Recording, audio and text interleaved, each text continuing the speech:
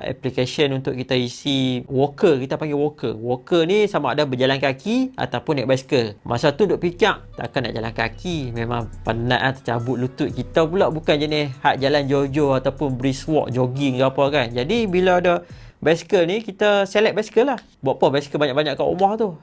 Jadi bila kita dah pilih basikal, hantar isi borang apa semua, dapatlah jadi walker untuk Foodpanda. Masa tu dalam 2021 macam tu kot rasanya. Masa tu pula bila dah start buat Foodpanda ni, dia jadi seronok sebab apa tau? Masa tu Kuala Lumpur tak ada kereta. Masa PKP kosong kan. Jadi saya dan beberapa rakan ni yang memang kayuh basikal ni, jadi dia macam seronok. Benda ni sebabnya nak ikutkan gaji tu tak dalam besar mana pun, dia lebih pada seronok nak kayuh je. Jadi kayuh motor. Kadang tak ada order pun kami kayuh lah. Sebab masa tu cyclist lain tak boleh kayuh. Jadi kami je lah duk balung kayuh kat Kuala Lumpur tu. Habis semua lorong-lorong kami masuk.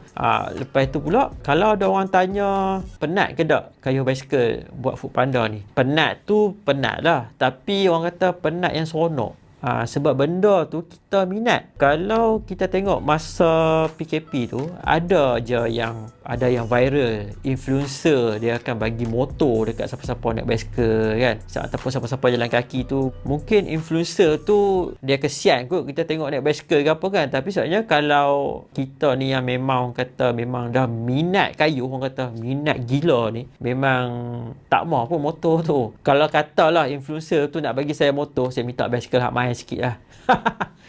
Tu je lah.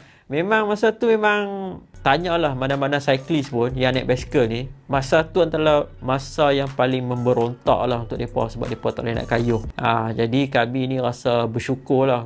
Walaupun yalah, sambil kayuh, sambil jana income sikit lah. Penat tu memang penat, tapi orang kata penat yang seronok lah. Customer selalunya dia tak tahu yang hantar ni naik motor kan naik basikal. Tetapi bila kita naik basikal hantar kat customer selalunya reaction dia apa, kata, Allah dik, kesiannya naik basikal kan.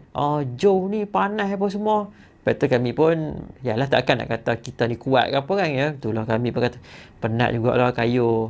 Dan kelebihannya dapat tips lah. Selalunya kalau makanan tu harga RM25, customer tu bagi RM30, RM5 tu memang untuk kita lah. Selalunya macam tu lah.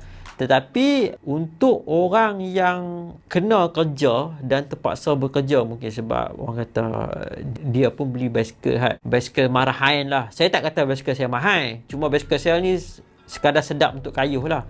Mungkin orang yang terpaksa tu mungkin dia rasa penat lah benda-benda macam tu. Dan sebab dia pun tak pernah berkayuh, dia pun mungkin tak ada minat ke apa, bila dia pilih antara jalan kaki dengan basikal, mungkin dia ambil basikal.